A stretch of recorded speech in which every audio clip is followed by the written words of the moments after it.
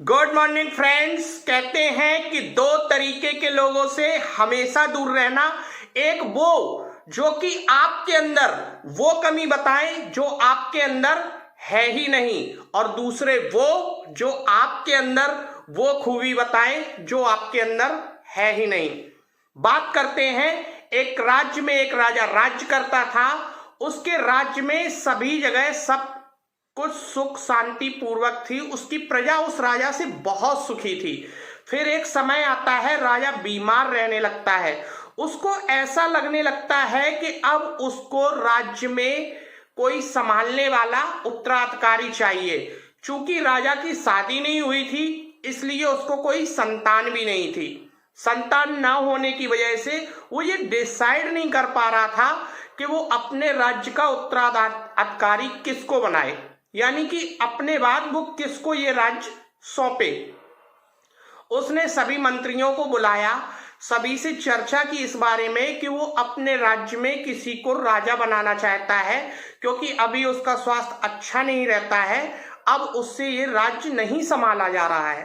तो सभी मंत्रियों ने उसको ये बोला कि आप एक काम करो, किसी को गोद ले लो और उसको राजा बना दो, या फिर इतने सारे जो मंत्री हैं आपके, जो राज्य के अधिकारी हैं, इनमें से आप जिसको उचित समझो उसको राजा बना दो।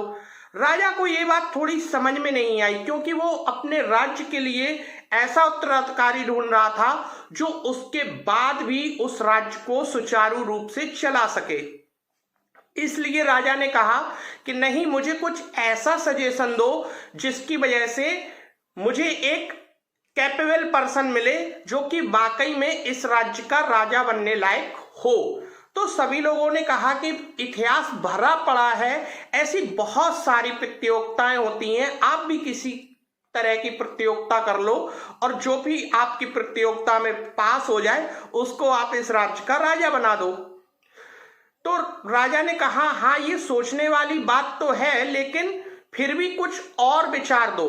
तो राज्य के जो अधिकारी लोग थे उन्होंने राजा से कहा कि आप एक काम करो, आप कोई क्राइटेरिया चूज कर लो, उस क्राइटेरिया पे आप क्या करो, सभी का इंटरव्यू लो। जैसे कि आजकल जॉब के लिए इंटरव्यू होता है, वैकेंसी निकलती है, उसी तरह उस राज्य में भी राजा बनने की वैकेंसी निकालने की बात सब लोगों ने कही। ये बात थोड़ी राजा को समझ में आई, लेकिन वो कोई क्राइटेरिया नहीं रखना चाहता था। वो बिल्कुल फ्रीडम रखना चाहता था, बिल्कुल फ्री रखना चाहता था कि कोई भी हो, कहीं से भी हो, चाहे गरीब हो चाहे अमीर हो, लेकिन उसको एक ऐसा इंसान चाहिए था जो उसके बाद उसके राज्य को अच्छे से संभाल सके। तो राजा यही करता है, राजा विदाउट एनी क्राइटेरिया, कोई भी क्राइटेरिया न रखते हुए राजा बनने की वैकेंसी निकाल देता है। सभी जगह खबर कर दी जाती है।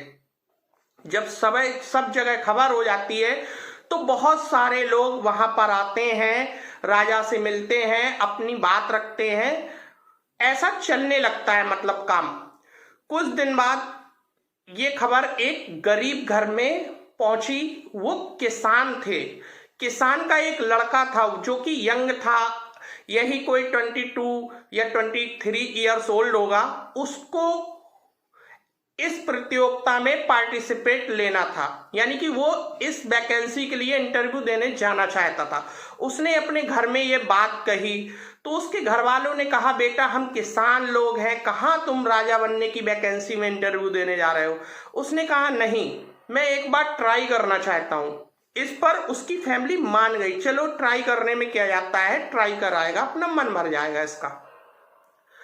उसके बाद वो बोलता है कि मैं चाहता हूं कि राजा जैसे ही मुझे देखे तो वो मुझसे अट्रैक्ट हो जाए। तो अभी हमारे पास तो ऐसे कोई कपड़े हैं नहीं जो कि पहनकर मैं उनके सामने जा सकूं।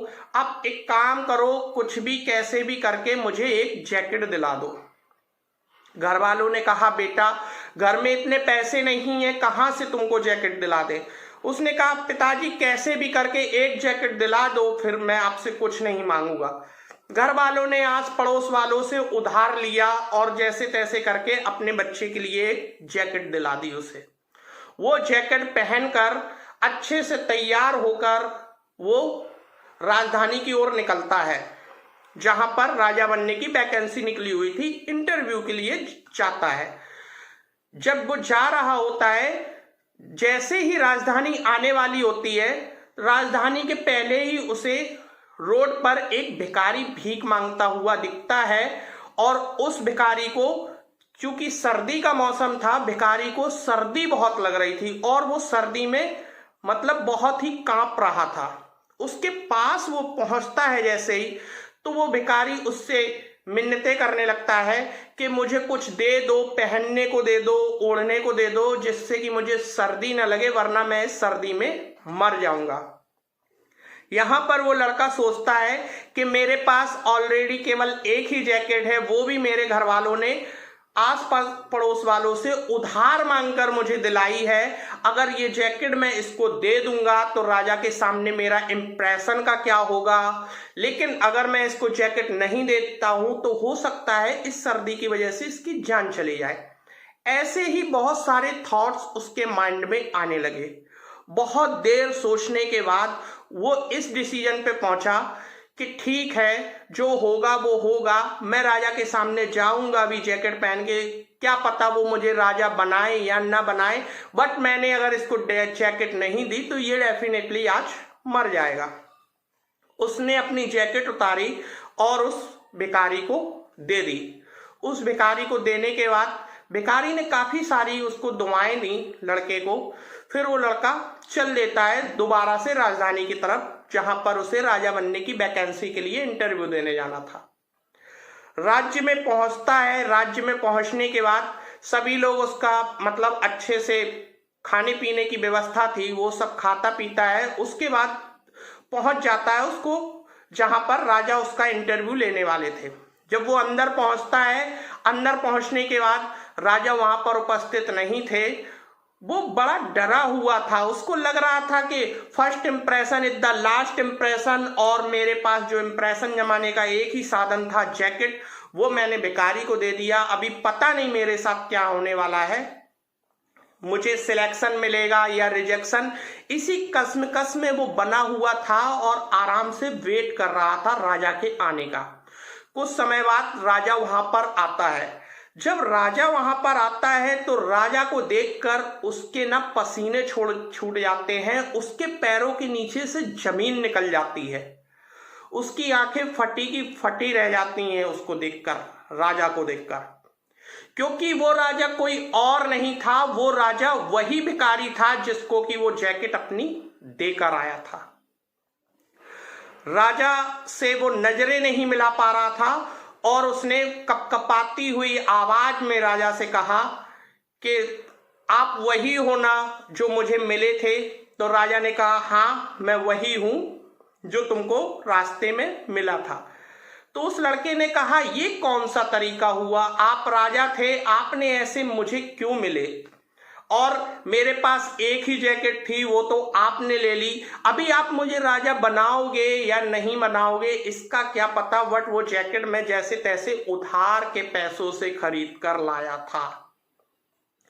राजा ने कहा कि सबसे पहले तो आप ये अपनी जैकेट लो। उसको जैकेट दे दी। बोले सबसे पहले आप ये जैकेट रखो, और अब मेरी दूसरी बात सुनो, मैंने इसीलिए कोई क्राइटेरिया नहीं रखा था अपनी वैकेंसी में, सभी तरीके के लोग इसमें पार्टिसिपेट कर सकते थे, सभी तरीके के लोग इसमें इंटरव्यू दे सकते थे, क्योंकि मैं अपने राज्य के लिए एक ऐसा इंसान ढूंढना चाहता था कि जो वाकई में मेरे राज्य की जो प्रजा है उसको अपने पुत्र के समान प्यार दे सके।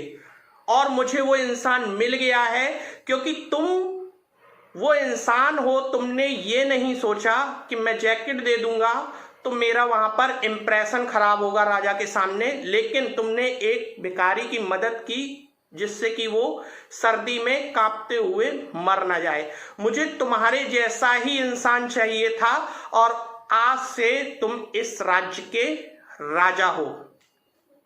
दोस्तों, मोरल ऑफ द स्टोरी, आपके अंदर जो भी क्वालिटीज हैं, जो कुछ भी हैं, आपकी जो ओरिजिनलिटी है उसको कभी भी किसी के लिए नहीं बदलना है। जो आपको पसंद करेगा वो आपको आपके ओरिजिनल वे में पसंद करेगा। आप अच्छाई का कितना भी चोला ओढ़ लीजिए, लेकिन वो चोला आप कब तक ओढ़े रहेंगे? कभी ना कभी तो आपकी जो ओरिजिनलिटी है वो सामने वाले के सामने आने ही वाली है। दोस्तों, जो सक्सेसफुल लोग होते हैं वो हमेशा जैसे होते हैं वैसे ही लोगों को दिखते हैं। वो अपने आप को बिल्कुल भी हाइड नहीं करते। जैसा है, जो कुछ है वैसा ही दिखो। तो यहां से हमें पता चलता है कि हम जब किसी दूसरे के लिए कुछ करने की सोचते हैं तो ऊपर वाला हमारे लिए बहुत कुछ कर रहा होता है। आपको मेरी बात अगर अच्छी लगी हो तो प्लीज लाइक, कमेंट और शेयर अवश्य कर दीजिए, और कमेंट में अपने रिव्यूज देना ना भूलें। धन्यवाद दोस्तों।